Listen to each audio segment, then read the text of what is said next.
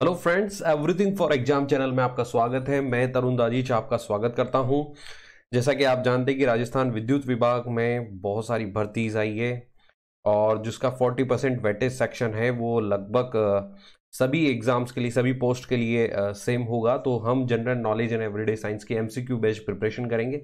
ये हिंदी और English medium दोनों के लिए जो प्रिपरेशन होगी, दोनों दोनों इजीली इस पैटर्न से प्रिपरेशन कर सकते हैं फ्रेंड्स। इसके अलावा मैं आपको कहना चाहूँगा कि फ्रेंड्स मैं क्यों 3-4 दिन में वीडियो ला पा रहा हूँ, डेली क्यों नहीं ला पाता हूँ, क्योंकि मुझे बहुत सारे मेरे फ्रेंड्स ने कमेंट किया है कि सर आप डेली लेकर आओ, लेकिन मैं डेली क्यों नहीं लेकर आ पा रहा हूँ, क्योंकि मैं आपके लिए जो कंटेंट लेकर आ रहा हूँ वो एक बहुत ही अच्छा कंटेंट है जो कि आपके एग्जाम में आपको बहुत सपोर्ट करेगा। इसके लिए मैं रिसर्च करता हूँ, ज़्यादा से ज़्यादा स्टडी करता हूँ और फिर आपके लिए अच्छा से अच्छा कंटेंट एग्जाम बेस्ड लेकर आता हूँ ताकि वो आपको एग्जाम में सपोर्ट कर सके। तो फ्रेंड्स, आप अंत तक जरूर बने रहें और साथ के साथ हमारे फेसबुक ग्रुप को भी ज्वाइन कीजिए जहां आपको बहुत सारा सपोर्ट मिल सकता है। तो चलते हैं फ्रेंड्स आगे। सबसे पहले बात करते हैं general knowledge and everyday science का जो सिलेबस होगा, जो मैं आपको पहले भी बता चुका हूं फ्रेंड्स। तो ये है current events including issues of state Rajasthan, national and international importance, person and places in recent news, games and sports, science, Indian history, civics, geography, Indian polity with special reference to Rajasthan. तो friends, ये आपकी general knowledge and everyday science का syllabus होगा और इसमें लगभग जो questions आएंगे वो 8 से 10 हो सकते हैं, इससे ज्यादा भी हो सकते हैं और कम भी हो सकते हैं। तो फ्रेंड्स, हर एक क्वेश्चन आपके लिए जरूरी है क्योंकि एक क्वेश्चन राइट होने पर आप लगभग 5 से 6 हजार बच्चों को पीछे करते हो, क्योंकि इतना कंपटीशन अभी मार्केट में है फ्रेंड्स। आपको इतनी प्रिपरेशन जरूर करनी होगी। चलते हैं आगे बढ़ते हैं फ्रेंड्स। तो राजस्थान करंट इवेंट पर राजस्थान करंट इवेंट पर जो क्वेश्चन बेस्ड है उसके बारे में हम चर्चा करते हैं। तो देखिए फ्रेंड्स, विश्व वायु गुणवत्ता रिपोर्ट 2020 के अनुसार राजस्थान का कौन सा शहर सर्वाधिक प्रदूषित है? Which city of Rajasthan is the most polluted according to the World Air Quality Report 2020? ये फ्रेंड्स एग्जाम में क्वेश्चन आ सकता है क्योंकि करंट का क्वेश्चन है, राजस्थान करंट का। और इसमें वो कौन सा शहर है जो कि टॉप किया है जिसने प्रदूषण के मामले में? वो है जोधपुर, भिवाड़ी, जयपुर, कोटा। तो इसका सही आंसर है फ्रेंड्स भिवाड़ी। भिवाड़ी जो अलवर के पास में आता है। तो फ्रेंड्स, ये है जो कि विश्व वायु गुणवत्ता रिपोर्ट 2020 के अनुसार सबसे सर्वाधिक प्रदूषित शहर है राजस्थान का। तो आप इसको जरूर याद रखें। आगे चलते हैं फ्रेंड्स, इसके बारे में बात करते हैं। स्विट्जरलैंड की संस्था है IQ एयर द्वारा वर्ष 2020 के लिए अपनी वैश्विक रिपोर्ट 2020 विश्व वायु गुणवत्ता रिपोर्ट 16 मार्च 2020 को जारी की गई। इस रिपोर्ट के अनुसार अलवर का भिवाड़ी राजस्थान का सर्वाधिक प्रदूषित शहर है। आप जरूर याद रखें, अलवर का भिवाड़ी राजस्थान का सर्वाधिक प्रदूषित शहर है और इसको जारी करने वाली संस्था है IQ एयर और ये स्विट्जरलैंड की संस्था है फ्रेंड्स, जरूर याद रखें आप इसे। 95.5 की PM 2.5 सांद्रता के साथ विश्व का 5वां सबसे प्रदूषित शहर तथा भारत का चौथा सर्वाधिक प्रदूषित शहर घोषित किया गया। अगर आपसे पूछा जाए तो ये भारत का चौथा है और राजस्थान का पहला प्रदूषित शहर है। इसके अलावा नई दिल्ली दुनिया में सबसे प्रदूषित राजधानी शहर है। अगर दुनिया में पूछा जाए तो नई दिल्ली सबसे प्रदूषित राजधानी शहर है राजधानी के मामले में। और हालांकि भारत ने 2020 में अपने औसत वार्षिक PM 2.5 के स्तर में 2019 की तुलना में सुधार किया है। भारत दुनिया भर के शीर्ष 30 सबसे प्रदूषित शहरों में से 22 शहरों के साथ सबसे प्रदूषित शहरों की रैंकिंग में सबसे ऊपर है। और रिपोर्ट के अनुसार चीन के होतान शहर के बाद गाजियाबाद दुनिया का दूसरा सबसे प्रदूषित शहर है। अगर आपसे पूछा जाए, राजधानी शहर में दिल्ली है, ठीक है, और राजस्थान में भिवाड़ी है, और दुनिया के सबसे प्रदूषित शहर में भारत दूसरे नंबर पर आता है गाजियाबाद को लेकर, और पहला आता है चीन का होतान। तो फ्रेंड्स, आप इनको जरूर याद रखें, एग्जाम में इनसे क्वेश्चंस जरूर पूछे जा सकते हैं। चलते हैं आगे। यह है राजस्थान करंट अपॉइंटमेंट के ऊपर क्वेश्चन। राजस्थान के 13 लोकायुक्त के रूप में 13वें लोकायुक्त के रूप में किसने पदभार ग्रहण किया है? Who took over as the 13th Lokayukta of Rajasthan? PK Lohra, SS Kesari, Indrajit Mahanti, Virendra Kumar Mathur. तो फ्रेंड्स, इसका जो सही आंसर है वो है PK लोहरा। तो याद रखें फ्रेंड्स, जो राजस्थान के 13वें लोकायुक्त है वो है PK लोहरा और इसके पहले जो थे वो थे SS केसरी। इसके अलावा जो भारत के हाई कोर्ट के जो चीफ जस्टिस के हाई कोर्ट के वो है इंद्रजीत महांती। याद रहे भाई, राजस्थान के जो हाई कोर्ट जस्टिस है वो है एट प्रेजेंट इंद्रजीत महांती। जरूर याद रखें फ्रेंड्स, यहां से एग्जाम में क्वेश्चन जरूर पूछा जा सकता है। आगे चलते हैं फ्रेंड्स, इसके अलावा हम हल्की फुल्की नॉलेज और ले लेते हैं राजस्थान के बारे में। तो 8 प्रेजेंट जो कैबिनेट मिनिस्टर्स हैं उनके बारे में हम बात करते हैं। अशोक गहलोत अभी 8 प्रेजेंट राजस्थान के मुख्यमंत्री है। इसके अलावा फ्रेंड्स मैं आपको बताता हूं कि जो सचिन पायलट है वो पहले उप मुख्यमंत्री थे। अभी उनको, जब उन्होंने कांग्रेस से बगावत की थी तो उनको उस पद से हटा दिया गया है। तो 8 प्रेजेंट सिर्फ मुख्यमंत्री ही है, वो है अशोक गहलोत। और उनके पास ये डिपार्टमेंट्स हैं जिसमें आप याद रख सकते हैं ज्यादातर। अगर वित्त डिपार्टमेंट, फाइनेंस डिपार्टमेंट्स के बारे में याद रखें आप, क्योंकि फाइनेंस डिपार्टमेंट किसके पास है? अशोक गहलोत के पास। मैं क्यों बोल रहा हूं कि फाइनेंस डिपार्टमेंट आप याद रखें? क्योंकि अभी जो बजट, राजस्थान बजट पारित हुआ था फरवरी में, वो किसने पारित किया था? अशोक गहलोत ने। तो याद रखें, इसके बारे में आप जरूर याद रखें, एग्जाम में पूछा जा सकते हैं। बाकी फ्रेंड्स आप ये रीड करना जरूर, ये डिपार्टमेंट्स अशोक गहलोत के पास है। बाकी इसके बाद हम बात करते हैं फ्रेंड्स, बीडी कल्ला नाम से ही फेमस है। तो बीडी कल्ला जो हमारे हैं वो energy, public health, engineering department इन्हीं के पास है। तो जरूर याद रखें friends, ground water, art, literature, culture and archaeology, ये सारे डिपार्टमेंट्स बीडी कल्ला के पास है। इसके बाद हम फ्रेंड्स बात करते हैं शांति कुमार धारीवाल, जो कि कोटा से आते हैं, कोटा जिला से, जहां से स्पीकर ओम बिरला जो कि लोकसभा में, तो हो सकता है ये भी इंपॉर्टेंट कैबिनेट मिनिस्टर हो सकते हैं, इसलिए आप इनके बारे में भी जरूर पढ़ें। इनके पास क्या क्या है? Local self government, urban development and housing, law and legal affairs and legal consultancy office and parliamentary affairs, इन्हीं के पास है फ्रेंड्स, जरूर याद रखें आप। इसके बाद अपन बात करते हैं प्रसादी लाल, इनके पास है इंडस्ट्री, स्टेट एंटरप्राइजेस। इसके बाद फ्रेंड्स बात करते हैं लालचंद कटारिया, इनके पास है agriculture, animal husbandry and fisheries. इसके बाद बात करते हैं रघु शर्मा, जरूर याद रखें हमारे राजस्थान के जो स्वास्थ्य मंत्री वो कौन है? वो है रघु शर्मा। क्यों ये चर्चा में रहते हैं? इसका रीजन ये सचिन पायलट्स के खास भी माने जाते थे, और उस दौरान जब सचिन पायलट ने बगावत की थी तो ये कैबिनेट मिनिस्टर ही बने हुए थे, इन्होंने पद नहीं छोड़ा था, इसलिए ये चर्चा में रह सकते हैं। तो इनका नाम जरूर याद रखें, रघु शर्मा। इसके बाद हम फ्रेंड्स बात करते हैं प्रमोद भाया, इनके पास है माइंस एंड गोपालन। इसके बाद बात करते हैं हरीश चौधरी, जिनके पास है revenue, colonisation, command area development and water utilisation. इसके बाद है उदय लाल अंजना, इनके पास है कोऑपरेटिव इंदिरा गांधी नहर परियोजना। इसके बाद बात करते हैं फ्रेंड्स प्रताप सिंह काचरियावास, जिनके पास है ट्रांसपोर्ट, सोल्जर वेलफेयर। इसके बाद सोल्जर वेलफेयर, सॉरी। इसके बाद बात करते हैं फ्रेंड्स शेख मोहम्मद, जिनके पास है माइनॉरिटी अफेयर्स, वक्फ, पब्लिक ग्रीवेंस रेड्रेसल। तो फ्रेंड्स आप इनको जरूर याद रखें। जो मोस्ट हो सकता है, मैंने आपको पहले ही बताया कि अशोक गहलोत के बारे में पूछा जा सकता है, जिनके पास फाइनेंस जो डिपार्टमेंट है उसके बारे में क्वेश्चन आ सकता है, क्योंकि इन्होंने बजट जो विधानसभा में बजट जो पेश किया था वो मुख्यमंत्री ने ही किया था। इसके अलावा फ्रेंड्स बात करते हैं शांति धारीवाल के बारे में बात रखी, क्योंकि कोटा से बिलोंग करते हैं और जहां से ओम बिरला 8 प्रेजेंट स्पीकर है, तो हो सकता है इन्हीं के बारे में। इसके अलावा आप रघु शर्मा के बारे में याद रखें, हो सकता है फ्रेंड्स इनसे एग्जाम में क्वेश्चन पूछा जा सकता है। आगे चलते हैं फ्रेंड्स, अवार्ड्स पर इस बार का क्वेश्चन क्या है? भारत सरकार द्वारा वर्ष 2020 के लिए अंतरराष्ट्रीय गांधी शांति पुरस्कार किसे दिए जाने की घोषणा 22 मार्च 2021 को की गई? Who was announced by the government of India to give International Gandhi Peace Prize for the year 2020 on 22 March 221? तो फ्रेंड 2021। तो फ्रेंड्स बात करते हैं, इसके ऑप्शंस है Sheikh Hasina, Shinzo Abe, Sheikh Mujibur Rahman and Vidya Devi Bhandari. तो फ्रेंड्स इसका जो सही आंसर है वो है शेख मुजीबुर रहमान। कौन है शेख मुजीबुर रहमान? इनके बारे में भी हम बात करते हैं फ्रेंड्स। तो पहले तो बात करते हैं कि गांधी शांति पुरस्कार क्या है। इस वार्षिक पुरस्कार को भारत सरकार द्वारा 1995 में महात्मा गांधी की 125वीं जयंती के उपलक्ष्य में अहिंसा के माध्यम से सामाजिक, आर्थिक और राजनीतिक परिवर्तन लाने वाले लोगों की पहचान करने हेतु स्थापित किया गया। मतलब ये महात्मा गांधी के रिस्पेक्ट में दिया जाता है, उनकी 125वीं जयंती के रिस्पेक्ट में दिया गया, और 1995 में ये शुरुआत हुई थी। और ये किसी इंसान को दिया जाता है जो कि सामाजिक, आर्थिक और राजनीतिक परिवर्तन ला सकता है। ठीक है, जो भी कोई संस्था हो या इंसान हो उसको दिया जाता है।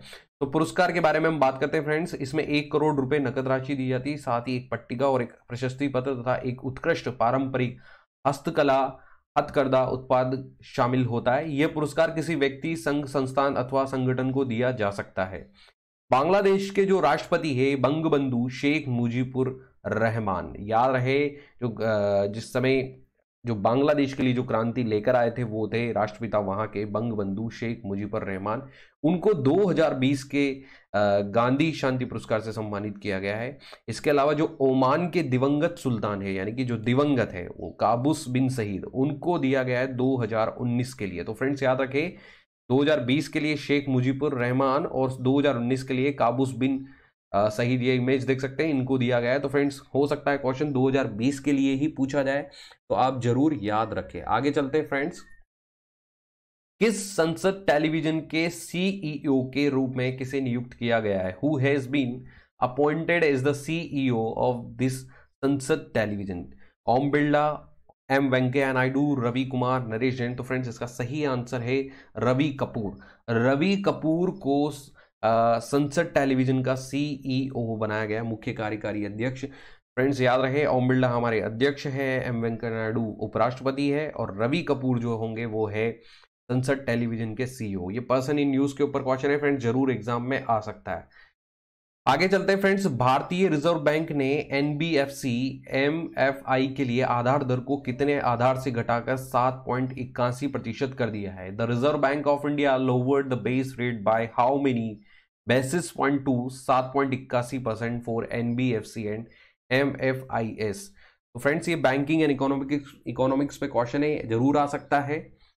इसके ऑप्शन है 25, 30, 15 और 20। तो इसका सही आंसर है 15। मैं आपको बता देता हूं फ्रेंड्स, 15 बेसिस पॉइंट्स जो कम कर दिया है, यानी कि 0.15 कम करके ये हो चुका है 7.81। देखिए इसके बारे में हम पता करते हैं। तो सबसे पहले तो आपको मैं बताता हूं कि रिजर्व बैंक ऑफ इंडिया क्या है। भारतीय रिजर्व बैंक भारत का केंद्रीय बैंक है। अगर आपसे कभी पूछा जाए कि सेंट्रल बैंक कौन सा है, तो वो है भारतीय रिजर्व बैंक। इसके अलावा जो सेंट्रल बैंक जो आरबीआई एक्ट लगा था वो 1934 में लगा था और आरबीआई बना था 1935 में। इसके अलावा बैंकिंग रेगुलेशन एक्ट था वो 1949 में आया था। तो ये भारत के सभी बैंकों का संचालक है और रिजर्व बैंक भारत की अर्थव्यवस्था को नियंत्रित करता है। इसकी स्थापना 1 अप्रैल 1935 को reserve bank of India act 1934 के अनुसार हुई। तो फ्रेंड्स ये जरूर याद रखें, एग्जाम में पूछा जा सकता है। इसके अलावा आरबीआई का जो हेडक्वार्टर है वो मुंबई में है, ये भी आप जरूर याद रखें। तो जो बेस रेट है फॉर एनबीएफसी एंड एनएफआईएस, यानी कि non banking finance companies and micro finance institute जो होते हैं, उनके लिए जो बेस रेट डिफाइन कर दिया है वो है 7.9 से 7.81, यानी कि इससे कम आप नहीं कर सकते, इतना तो आपको रखना ही पड़ेगा। तो ये रिड्यूस किया है लगभग। हमेशा जब भी बैंकिंग फर्म में जो इंटरेस्ट रेट वगैरह जो भी रिड्यूस होती है वो बेसिस पॉइंट पर रिड्यूस होती है, तो ये लगभग 0.15 बेसिस पॉइंट रिड्यूस किया गया है। 8% मॉनेटरी पॉलिसी के अकॉर्डिंग क्या रेट्स चल रहे हैं उसके हम बात करते हैं। CRR कैश रिजर्व रेशियो जो 8% है 3%। इसके अलावा स्टैट्यूटरी लिक्विडिटी रेशियो जो SLR है वो 18%। रेपो रेट है वो 4%। रिवर्स रेपो रेट है 3.35%। MSF जो आपका है मार्जिनल स्टैंडिंग फैसिलिटी रेट वो है 4.25%। बैंक रेंट है आपका 4.25%। ध्यान रहे फ्रेंड्स, बैंक रेट और जो MSF आपका होता है वो हमेशा ऑलमोस्ट सेम ही होता है, ठीक है। इसके अलावा जो रेपो रेट से हमेशा ये 0.25 ज़्यादा होता है, रिवर्स हमेशा 0.25 कम होता है। लेकिन इस बार पहली बार ये इतना रिड्यूस किया गया है रिवर्स रेपो रेट, जो कि है 3.35%। क्या होता है रेपो रेट, रिवर्स रेपो? इसमें जो आरबीआई है वो बैंकों को उधार देता है इस रेट पर, और रिवर्स रेपो में बैंकों से उधार लेता है आरबीआई। तो ये दोनों आप जरूर याद रखें फ्रेंड्स, एग्जाम में जरूर पूछा जा सकता है। आगे चलते हैं फ्रेंड्स। स्टेट इन न्यूज पर क्वेश्चन क्या है? सकल राज्य घरेलू उत्पाद सूची में किस राज्य को प्रथम स्थान दिया गया है? Which state has been ranked first in the gross state domestic product list? Maharashtra, Uttar Pradesh, Tamil Nadu, Assam. तो फ्रेंड्स इसका सही आंसर है महाराष्ट्र, जिसने gross state domestic product list में टॉप किया है, यानी कि सकल राज्य घरेलू उत्पाद जो सूची है। और वैसे भी आप जानते हैं कि महाराष्ट्र हमारी आर्थिक राजधानी है, जो हमारी इकोनॉमी को जो सबसे ज़्यादा स्ट्रांग बनाता है स्टेट वो है महाराष्ट्र, क्योंकि सारे जितने भी अमीर बिजनेसमैन हैं वो सब महाराष्ट्र से ही बिलोंग करते हैं। हमारी बॉलीवुड इंडस्ट्री भी महाराष्ट्र से ही बिलोंग करती है, तो इसलिए आप जरूर याद रखें। आगे चलते हैं फ्रेंड्स। मानव प्रजातियों का अध्ययन क्या कहलाता है? What is the study of human species called? Humology, anthropology, pomology, astrology. Friends ये जनरल साइंस का क्वेश्चन है और मेरे ख्याल से शायद आपको इसका आंसर जरूर याद होगा। इसका आंसर है एंथ्रोपोलॉजी। जरूर याद रखें फ्रेंड्स, अधिकतर हम यहाँ पर कहाँ कंफ्यूज होते हैं, एक तो होता है एंथोलॉजी। तो एंथोलॉजी में हमको क्या होता है, जो फ्लावर्स फूल होते हैं उनका अध्ययन कहलाता है, और एंथ्रोपोलॉजी कहलाता है आपका मानव प्रजातियों का अध्ययन। तो फ्रेंड्स इसको जरूर याद रखें, एग्जाम में क्वेश्चन जरूर पूछा जा सकता है। आइए हम कुछ इंपॉर्टेंट ब्रांचेस ऑफ साइंस की स्टडीज करते हैं। Astronomy, study of heavenly bodies. इसके अलावा agronomy, science dealings with crop plant यानी कि फसलों का अध्ययन। एंथोलॉजी, स्टडी ऑफ फ्लावर, ये जरूर याद रखें, एंथो लिखा आता है तो वो फूलों का अध्ययन होगा, और एंथ्रो लिखा आता है तो वो एप्स एंड मैन मतलब मनुष्य जाति का अध्ययन होगा, ठीक है। एपी कल्चर, एपी से याद रखें आप फ्रेंड्स मधुमक्खी, तो बी कहा जाता है वैसे तो, लेकिन एपी से आप शहद वगैरह ये याद रखें, हनी इंडस्ट्रीज से रिलेटेड होता है। Cardiology, study of heart. Cytology, study of cells. Dermatology, study of skin, जैसे आप डर्मेटोलॉजी से याद रख सकते हैं डर्मीकूल पाउडर यूज किया जाता है स्किन के लिए, तो स्टडी ऑफ स्किन डर्मेटोलॉजी कहलाता है। इकोलॉजी, जो कि study of relationship between the organism and environment, यानी कि अपने जो पर्यावरण साइकिल से रिलेटेड जो स्टडी होती है वो इकोलॉजी कहलाती है, हिंदी में पारिस्थितिकी आप कह सकते हैं। एंटोमोलॉजी, स्टडी ऑफ इंसेक्ट्स, कीड़े मकोड़े से related. Geology, study of condition and structure of the earth, जो हमारी पृथ्वी है उसकी कंडीशन और स्ट्रक्चर की जो हम स्टडी करते हैं उसको जियोलॉजी कहा जाता है। Horticulture, study of garden cultivation, जो बागान होता है उसको बागान कहते हैं हम, जिसका रख रखाव उससे रिलेटेड होता है horticulture. Callology, study of human beauty, तो मानव सुंदरता से रिलेटेड की स्टडी को बोला जाता है कैलोलॉजी। आगे चलते हैं फ्रेंड्स, ये इंपॉर्टेंट है जो आपको एग्जाम में बहुत ज्यादा सपोर्ट कर सकते हैं। स्टडी ऑफ फंगी कहलाता है माइकोलॉजी, यहाँ पर हम बहुत ज्यादा कंफ्यूज होते हैं, यहाँ पर मैंने मेंशन नहीं किया लेकिन मैं आपको बता देता हूँ कि कवक का अध्ययन तो माइकोलॉजी कहलाता है और शैवाल का अध्ययन कहलाता है फाइकोलॉजी, ये जरूर याद रखें। Numismatics, study of coins and medals कहलाता है। ओनिरोलॉजी कहलाता है स्टडी ऑफ ड्रीम्स, सपनों का अध्ययन कहलाता है ये। ऑप्थेमोलॉजी, स्टडी ऑफ आईज, ये एग्जाम में पूछा गया हुआ है फ्रेंड्स, ये जरूर याद रखें। ऑप्थेमोलॉजी, स्टडी ऑफ आईज कहलाता है। ओमिथोलॉजी, स्टडी ऑफ बर्ड्स कहलाता है। एंड ऑस्टियोलॉजी कहलाता है स्टडी ऑफ बॉन्स। पेडोलॉजी कहलाता है friends study of soils. Pomology कहलाता है study of fruits. Sericulture, silk industry, तो फ्रेंड्स जरूर याद रखें सेरीकल्चर, ये एनटीपीसी एग्जाम में भी पूछा गया। सेरी मतलब रेशम से रिलेटेड उत्पादन जो होता है वो सेरीकल्चर कहलाता है। इसके अलावा सर्फेटोलॉजी, स्टडी ऑफ स्नेक्स कहलाता है। वायरोलॉजी, स्टडी ऑफ वायरस कहलाता है। Lexicography, compiling of dictionary, friends dictionary word जहां पर आ जाए वहां पर आप लेक्सिको वर्ड आपको याद रखना है फ्रेंड्स।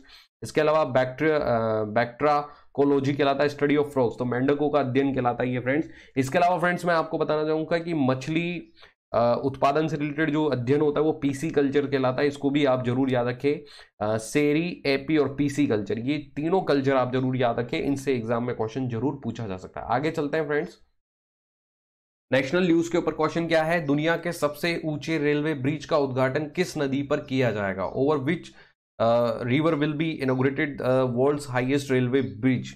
ऑप्शन है चिनाब, रवि, सतलज, गोमती। तो फ्रेंड्स इसका सही आंसर है चिनाब। चिनाब नदी के ऊपर सबसे ऊंचा रेलवे ब्रिज का उद्घाटन किया जाएगा, तो फ्रेंड्स इसको जरूर याद रखें, एग्जाम में क्वेश्चन जरूर आ सकता है। चलिए फ्रेंड्स हम लॉन्गेस्ट ब्रिज के बारे में थोड़ी सी चर्चा करते हैं, क्योंकि हो सकता है एग्जाम में कभी कभी इनसे भी क्वेश्चन पूछा जाए। तो फ्रेंड्स आप ध्यान से देखिए, अगर इसमें सबसे ज्यादा डिस्टेंस जो दी हुई 9.15 किलोमीटर, तो 8% ये सबसे बड़ा दूरी वाला ब्रिज है, वो है डॉक्टर भूपेन हजारिका ब्रिज। भूपेन हजारिका जिनको भारत रत्न भी दिया गया था, उनके नाम पर ये ब्रिज का नाम रखा गया है, भूपेन हजारिका ब्रिज, ठीक है। ये 2017 में ओपन हुआ था और लोहित रिवर पे ये बना हुआ है। ये आसाम अरुणाचल प्रदेश कनेक्ट करता है और साथ ही ये आसाम स्टेट में आता है।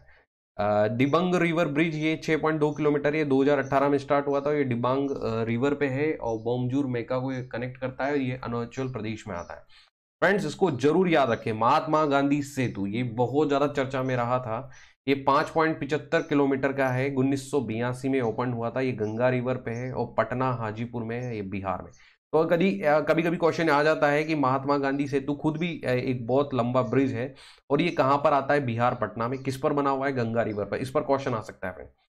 इसके अलावा फ्रेंड्स मैं आपको इंपॉर्टेंट और बता देता हूं, इसमें आप एक बार इसको जरूर रीड करना, पूरे इंडेक्स को जरूर रीड करना फ्रेंड्स। मैं आपको इंपॉर्टेंट बताऊं, बोगीबिल ब्रिज के बारे में जरूर पूछा जा सकता है फ्रेंड्स। ये भी बहुत ज्यादा चर्चा में था 2018 में। ये 2018 में ओपन हुआ था, ये ब्रह्मपुत्र रिवर के ऊपर है। तो अगर आपसे कभी पूछा जाए कि ब्रह्मपुत्र रिवर के ऊपर सबसे लंबा लॉन्गेस्ट ब्रिज कौन सा है, तो वो है बोगीबिल ब्रिज। ये जरूर याद रखें फ्रेंड्स। गंगा के ऊपर कौन सा है, महात्मा गांधी सेतु, और ब्रह्मपुत्र के ऊपर है बोगीबिल। क्यों बोल रहा हूं मैं गंगा और ब्रह्मपुत्र, क्योंकि सबसे लंबी नदी है गंगा और सबसे चौड़ी नदी है ब्रह्मपुत्र।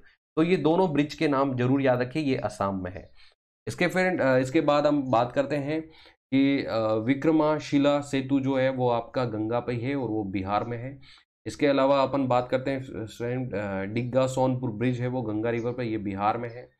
और गोदावरी ब्रिज आप जरूर याद रखें, ये भी है आंध्र प्रदेश में। तो सर जो फ्रेंड्स जो इंपॉर्टेंट ब्रिज है वो है भूपेन हजारिका ब्रिज, महात्मा गांधी सेतु ब्रिज, बांद्रावल्ली ब्रिज और इसके अलावा बोगीबिल ब्रिज। इन्हीं से क्वेश्चन एग्जाम में पूछा जा सकता है और इसको आप जरूर याद रखें। आगे चलते हैं फ्रेंड्स। प्रधानमंत्री नरेंद्र मोदी ने किस देश के युवाओं के लिए स्वर्ण जयंती छात्रवृत्ति की घोषणा की है? Prime minister Narendra Modi has announced the Swarna Jayanti scholarship for which countries use? Bangladesh, Nepal, Bhutan, Tajikistan. तो फ्रेंड्स इसका सही आंसर है बांग्लादेश। क्यों हम बांग्लादेश से इतनी नजदीकियां बढ़ा रहे हैं? क्यों? क्योंकि हम पाकिस्तान से जो ये एक पॉलिटिक्सली मोनोपोली होती है, इसे आप कह सकते हैं फॉरेन पॉलिसी भी बोल सकते हैं, अपने पड़ोसी देशों के साथ एक रिश्ते अच्छे बनाना, ताकि इसके अलावा चीन से बांग्लादेश कम संपर्क बनाए कंपैरिजन टू भारत। इसलिए हम बांग्लादेश के साथ अच्छे संबंध बनाना चाहते हैं। इसके साथ ही प्रधानमंत्री नरेंद्र मोदी ने वहां पर विजिट भी की, दौरा भी किया। उस दौरे के बारे में अपन क्या महत्वपूर्ण प्रश्न बन सकते हैं, उन पर हम चर्चा करते हैं। हाल ही में भारत के प्रधानमंत्री ने बांग्लादेश की स्वतंत्रता की स्वर्ण जयंती, राष्ट्रपिता बंधु शेख मुजीबुर रहमान की जन्म शताब्दी और भारत तथा बांग्लादेश के बीच राजनयिक संबंधों की स्थापना के 50 वर्ष पूरे होने के उत्सव में भाग लेने के लिए बांग्लादेश की यात्रा की। तो फ्रेंड्स याद रहे कि पहले तो बांग्लादेश के राष्ट्रपिता कौन है? शेख मुजीबुर रहमान। इसके अलावा 1971 में बांग्लादेश आजाद हुआ था पाकिस्तान से। बांग्लादेश ने बंगबंधु शेख मुजीबुर रहमान को 2020 का गांधी शांति पुरस्कार प्रदान किया है। तो फ्रेंड्स ये भी जरूर याद रखें और एग्जाम में ये क्वेश्चन आ सकता है, जरूर याद रखें, एग्जाम में पूछा जा सकता है। ढाका में बंगबंधु बापू डिजिटल प्रदर्शनी का संयुक्त रूप से उद्घाटन किया गया। फ्रेंड्स याद रखें बांग्लादेश की राजधानी क्या है? ढाका, और ढाका वहां की क्या है? करेंसी है। तो फ्रेंड्स जरूर याद रखें आप, ये एग्जाम में जरूर पूछा जा सकता है। बंगबंधु बापू डिजिटल प्रदर्शनी का उद्घाटन वहां पर किया गया है, इससे जरूर क्वेश्चन नहीं आ सकता है। तीस्ता नदी एवं फेनी नदी जल के बंटवारे पर लंबे समय से लंबित अंतरिम समझौते के लिए भी समाधान पर बात हुई। अगर आपसे पूछा जाए कि बांग्लादेश से किन नदियों पर, तो वो है तीस्ता नदी, वो फेनी नदी, इनके जल बंटवारे को लेकर भी भारत और बांग्लादेश के बीच में बात हुई है। भारत म्यांमार थाईलैंड त्रिपक्षीय राजमार्ग परियोजना पर भी बात हुई है। ये एक हाईवे परियोजना बनाई गई है जिसमें भारत और म्यांमार थाईलैंड तीनों एक दूसरे से जुड़ेंगे, वो बांग्लादेश के थ्रू जुड़ेंगे, इसलिए इस परियोजना पर भी बात हुई है। हाल ही में दक्षिण त्रिपुरा में फेनी नदी पर मैत्री सेतु का था, वो भी उद्घाटन प्राइम मिनिस्टर नरेंद्र मोदी ने किया है। तो अगर आपसे एग्जाम में पूछा जाए कि मैत्री सेतु किन दो देशों के बीच में बना है, तो वो है भारत और बांग्लादेश। जरूर याद रखें फ्रेंड्स, एग्जाम में क्वेश्चन आ सकता है। बांग्लादेश ने भारत में बने Oxford AstraZeneca Covishield vaccine 3.2 million खुराक देने के लिए भारत सरकार को धन्यवाद किया है। तो याद रहे कोविशील्ड वैक्सीन हमारे सीरम इंस्टीट्यूट ने बनाई है, तो इसके बारे में भी एग्जाम में क्वेश्चन आ सकता है कि भाई किस प्रकार की वैक्सीन बांग्लादेश को भारत ने दी है, तो वो है ऑक्सफोर्ड एस्ट्राजेनेका कोविशील्ड वैक्सीन। जरूर याद रखें फ्रेंड्स, एग्जाम में जरूर क्वेश्चन आ सकता है। आगे चलते हैं फ्रेंड्स। भारत में हर साल राष्ट्रीय विज्ञान दिवस किस तारीख को मनाया जाता है? In India the national science day is observed every year on which date? 26 फरवरी, 27 फरवरी, 28 फरवरी, 25 फरवरी। तो इसका फ्रेंड्स सही आंसर है 28 फरवरी। 28 फरवरी जो अभी ही निकला है फरवरी के मंथ में। तो याद रहे कि नेशनल साइंस डे कब मनाया जाता है? 28 फरवरी को। चलो फ्रेंड्स कुछ बात करते हैं इसके बारे में, क्यों ये इंपॉर्टेंट है, साथ ही हम इसके बारे में कुछ और भी आपको नॉलेज दे देते हैं। तो देश के 10 वैज्ञानिक और उनके आविष्कार, साथ में याद रहे कि नेशनल साइंस डे मनाया जाता है वैज्ञानिकों की जो उपलब्धियां उसी के लिए, लेकिन किस वैज्ञानिक की उपलब्धि के लिए 28 फरवरी को ये मनाया जाता है उसके बारे में मैं आपको बता देता हूं। महान वैज्ञानिक सीवी रमन ने 1928 में रमन प्रभाव की खोज की थी। हमारे जो वैज्ञानिक है सीवी रमन, उन्होंने 1928 में रमन इफेक्ट खोज किया था, उसके लिए उनको 1930 में नोबेल पुरस्कार भी मिला था।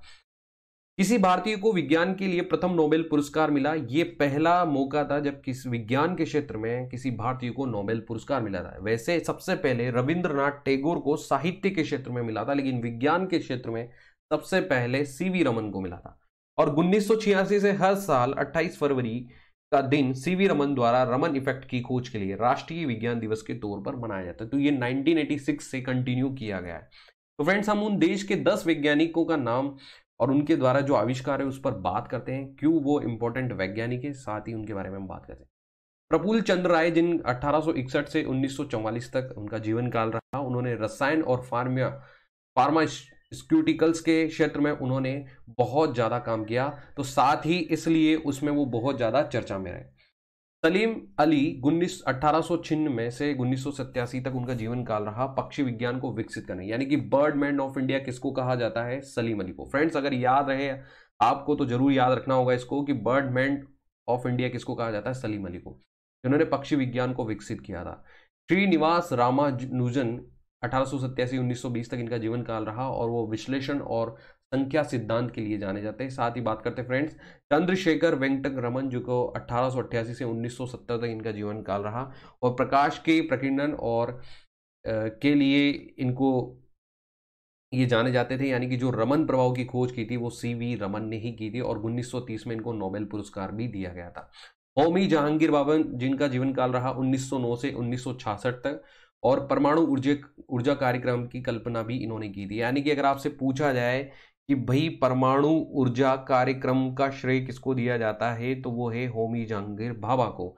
लेकिन जो हमारा जो इसरो वगैरह की जो केंद्र की स्थापना है वो विक्रम साराभाई को दिया जाता है, जरूर याद रखें फ्रेंड्स। जगदीश चंद्र बसु, जो 1858 से 1937 है, वो रेडियो और सूक्ष्म तरंगों की प्रकाशिकी की उन्होंने खोज की थी।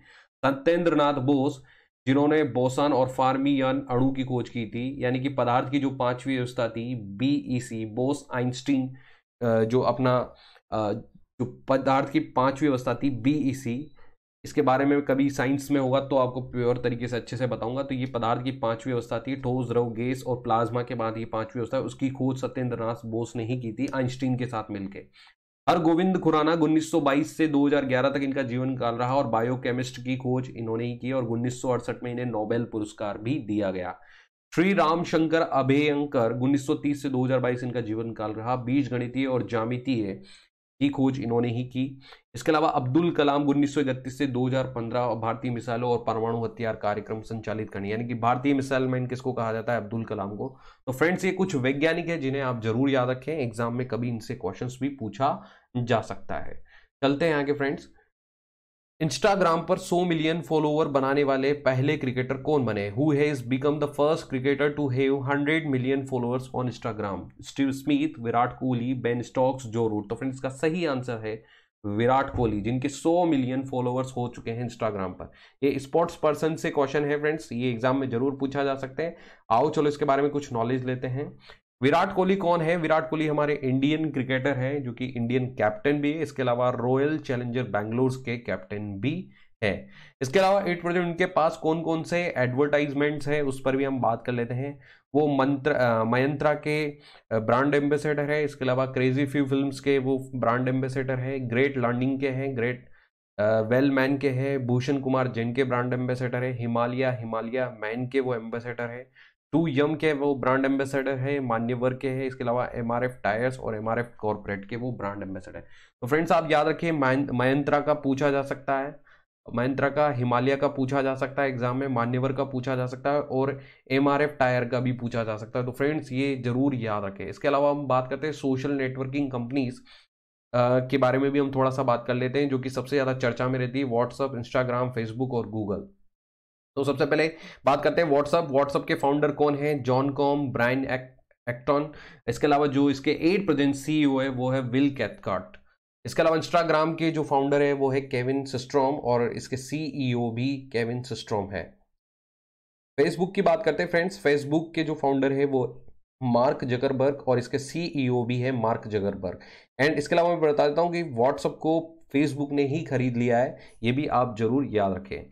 गूगल कंपनी के जो फाउंडर है वो है Larry Page and Sergey Brin. इसके अलावा जो सीईओ है वो है सुंदर पिचाई। फ्रेंड्स जरूर याद रखें सुंदर पिचाई। इसके अलावा मैं आपको बताता हूं कि गूगल एक सबसे बड़ा सर्च इंजन है, ये जरूर याद रखिए। ये एक प्रकार का सर्च इंजन है जो कि एग्जाम में कभी कभी कंप्यूटर के क्वेश्चंस में पूछा जा सकता है। तो फ्रेंड्स ये जरूर याद रखें, ये आपके लिए एग्जाम में ये नॉलेज इंफॉर्मेशन बहुत ज्यादा सपोर्ट करेगी। आगे चलते हैं फ्रेंड्स। भ्रष्टाचार बोध सूचकांक में भारत का स्थान कौन सा है? Which is the place of India in the corruption perception index. तो फ्रेंड्स बात करते हैं, ये इंडेक्स रैंकिंग पर क्वेश्चन है, कभी कभी इससे जरूर पूछा जाता है फ्रेंड्स। तो 81, 70, 78, 86, 80। तो फ्रेंड्स जो आंसर है वो है 86। तो भ्रष्टाचार बोध सूचकांक में जो भारत की रैंकिंग है वो है 86। फ्रेंड्स पता करते हैं कुछ इंडेक्स, जो इंपॉर्टेंट इंडेक्स जो एग्जाम में आपसे पूछे जा सकते हैं। तो सबसे पहले फ्रेंड्स बात करते हैं कि भ्रष्टाचार धारणा सूचकांक 2020 में इसकी जो संगठन जो इसको जारी करता है वो है ट्रांसपेरेंसी इंटरनेशनल, और जो कि बर्लिन और जर्मनी में है। जो इसके सम्मिलित देश है वो है 180। इसमें जो प्रथम स्थान प्राप्त किया है वो डेनमार्क न्यूजीलैंड है, और भारत का जो स्थान इसमें है वो है 86। बात करते हैं आर्थिक स्वतंत्रता सूचकांक 2021 फ्रीडम इंडेक्स जो है, इसको हेरिटेज फाउंडेशन रिलीज करता है, और इसमें 184 देश है। प्रथम स्थान सिंगापुर का है और भारत का स्थान 121 है। कोविड-19 रिस्पॉन्स इंडेक्स 2021 संस्था जो है वो है लोवी इंस्टीट्यूट सिडनी, ऑस्ट्रेलिया में जो आता है।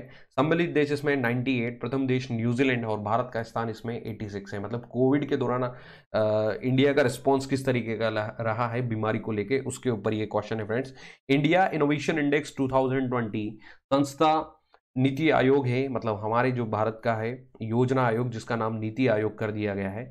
इसमें 17 प्रमुख राज्य में प्रथम स्थान कर्नाटक का है, और 10 पूर्वोत्तर और पहाड़ी राज्यों में प्रथम स्थान हिमाचल प्रदेश का है, और 9 शहरी राज्यों और केंद्र शासित प्रदेशों में प्रथम स्थान दिल्ली का। फ्रेंड्स जरूर याद रखें, ये भी एग्जाम में क्वेश्चन पूछा जा सकता है। हैंडले पासपोर्ट इंडेक्स 2021, ये भी बहुत ज्यादा चर्चा में रहता है फ्रेंड्स। इसको हैंडली एंड पार्टनर्स ने जारी किया है। इसके सम्मिलित देश 110 है, प्रथम स्थान जापान का है, और भारत का स्थान इसमें 85 है। याद रहे हैंडली पासपोर्ट इंडेक्स में टॉप किसने किया है? जापान ने। इसके पास शक्तिशाली पासपोर्ट है, यानी कि किसी भी देश में जापान को एंट्री मिल सकती है। कम से कम वीजा जापान को बनाना पड़ता है, ठीक है। भारत को बहुत ज़्यादा वीजाज बनाने पड़ते हैं, इसलिए भारत का स्थान 85 है। ये जरूर याद रखें। वैश्विक जलवायु जोखिम सूचकांक 2021 में इसको लॉन्च किया है जर्मन वॉच ने, और जो सम्मिलित देश है वो है 10, प्रथम स्थान है मोजाम्बिक, और भारत का स्थान इसमें 7वां। जरूर याद रखें फ्रेंड्स। आगे चलते friends, ease of living index 2020 में आवास और शहरी मामलों के मंत्रालय ने इसको जारी किया है। सम्मिलित शहर 111 है, प्रथम स्थान बेंगलुरु का है, और अंतिम स्थान शिमला का है। आगे चलते हैं, मानव स्वतंत्रता सूचकांक 2020, ये Cato Institute of Fraser Institute of America ने लॉन्च किया है। 162 इसमें सम्मिलित देश है, प्रथम स्थान न्यूजीलैंड का है, भारत का स्थान 111 है। वैश्विक भूखमरी सूचकांक 2020, इसमें जो संगठन है वो है कंसर्न वर्ल्ड वाइड तथा वर्ल्ड हैंगर हिल्ड, सम्मिलित देश 107 है, प्रथम स्थान बेलारूस है, और भारत का स्थान इसमें 94 है। इंडिया हैप्पीनेस रिपोर्ट 2020, राज्य और केंद्र शासित प्रदेश जो इसमें प्रथम स्थान है वो मिजोरम का है। बड़े राज्यों में पंजाब है, छोटे राज्यों में मिजोरम है, केंद्र शासित प्रदेशों में अंडमान निकोबार व द्वीप समूह है। मानव विकास सूचकांक 2020 की बात करते हैं फ्रेंड्स। इसमें जो संस्था है वो संयुक्त राष्ट्र विकास कार्यक्रम द्वारा इसको जारी किया जाता है, यूएनपी के द्वारा, और यूएनडीपी के द्वारा इसको जारी किया जाता है। सम्मिलित देश 189 है, प्रथम स्थान नॉर्वे है, और भारत का स्थान इसमें 131 है। और विश्व प्रेस स्वतंत्रता सूचकांक 2020 में रिपोर्ट्स विदाउट बॉर्डर्स, इसमें सम्मिलित देश 180 है, और प्रथम स्थान नॉर्वे है, और भारत का स्थान 142। तो फ्रेंड्स ये जरूर याद रखें, एग्जाम में इन इंडेक्स से क्वेश्चन पूछा जा सकता है। सिर्फ आपको एक बार रीड करना है फ्रेंड्स, रीड करके आप इसको छोड़ दीजिए। कंटिन्यू जब एग्जाम आए आप तो एक बार फिर रीड कर लीजिएगा, ताकि आपको याद रहेगा, और इसमें भी आप जो है इंपॉर्टेंट आपके अकॉर्डिंग उसी को आप याद रखें। चलते हैं फ्रेंड्स आगे। Manohar Parrikar brilliant mind simple life पुस्तक के लेखक कौन है? एक बार फिर बोलता हूं, who is the author of the book Manohar Parrikar brilliant mind simple life के लेखक कौन है? Shailendra Joshi, Q Arur, Nitin Gokhale, R N Kao. तो इसका सही आंसर है नितिन गोखले। क्यों फ्रेंड्स इस पर क्वेश्चन पूछा गया है? क्योंकि आप जानते हैं मनोहर पारिकर हमारे पूर्व रक्षा मंत्री भी रह चुके हैं, और ये सीएम के पद पर भी थे गोवा के।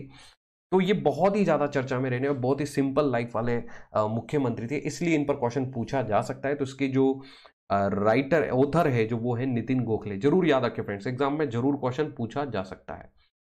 फ्रेंड्स इनके बारे में भी हम चर्चा करते हैं। नितिन गोखले ने लिखी पुस्तक मनोहर पारिंकर ब्रिलियंट माइंड सिंपल लाइफ, ये बुक आप जरूर याद रखें फ्रेंड्स। यह पारिंकर के व्यक्तित्व, पुरुष, राजनीतिक और देशभक्त के बारे में वर्णन करने की कोशिश है।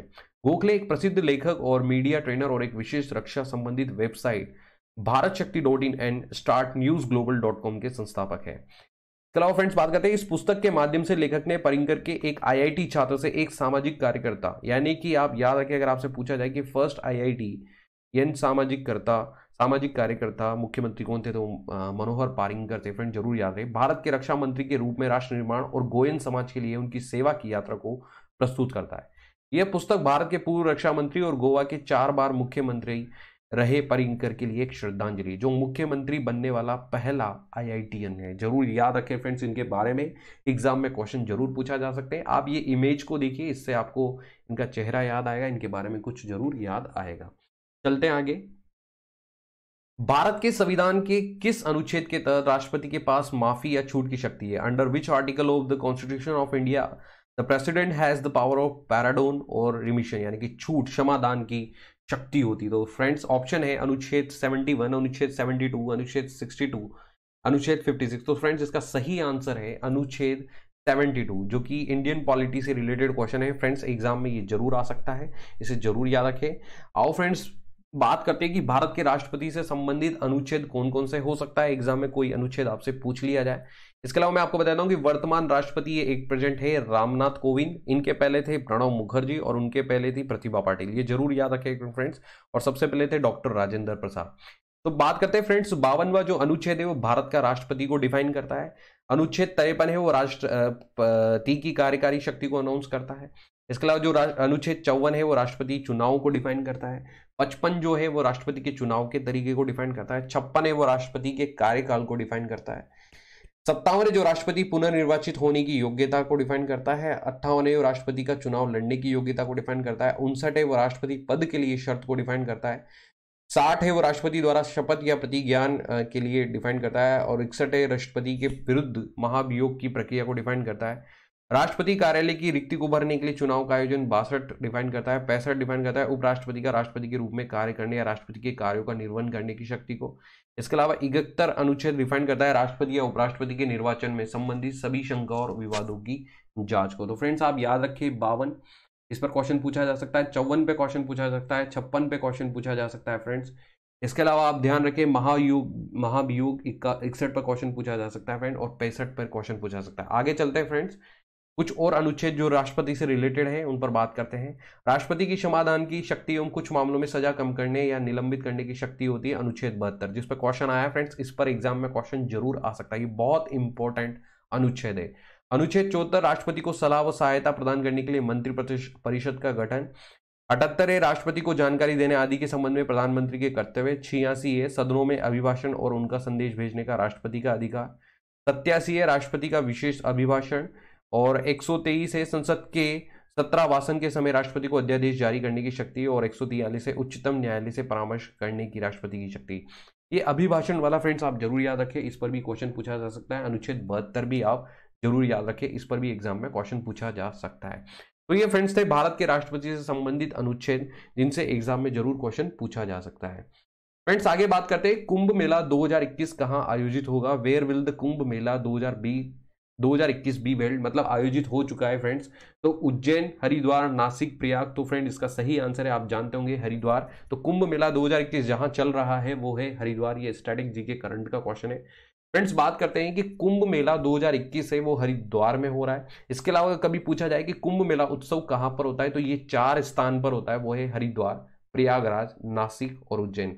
इस समय जो हो रहा है वो हरिद्वार में हो रहा है। फ्रेंड्स जरूर याद रखें, आप एग्जाम में जरूर पूछा जा सकता है। तो फ्रेंड्स हम आपके लिए लाएंगे current topic, current affairs, general awareness, general science, computer awareness, job alert, exam and cut off analysis, motivational videos. आप हमारी वीडियोस जरूर देखें।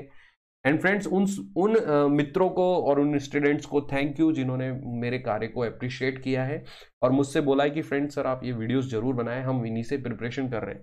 फ्रेंड्स, मैं आपके लिए यही नहीं, इससे भी अच्छी अच्छी वीडियोस बनाऊंगा, ये मेरा वादा है। पर हो सकता है मुझे 2 या 3 दिन का टाइम लगे, क्योंकि मुझे कंटेंट पूरा स्टडी करना होता है, कंटेंट कलेक्ट करना होता है, कंटेंट की एडिटिंग करनी होती है और कंटेंट को मैनेज करना होता है, तभी ये आपके लिए एक अच्छा कंटेंट बन पाता है। तो फ्रेंड्स, आप मेरे कार्य को, हमारी टीम के जो भी हम दो ही मेंबर अभी हमारी टीम में हैं, तो हमारे कार्य को आप अप्रिशिएट कीजिए ताकि हम अच्छा से अच्छा कार्य आपके लिए कर सकें। Friends, thank you for watching everything for exam, and please like, subscribe and share करना ना भूलें। ज़्यादा से ज़्यादा आप सब्सक्राइब करें, लाइक करें और ज़्यादा से ज़्यादा शेयर करें। Thank you.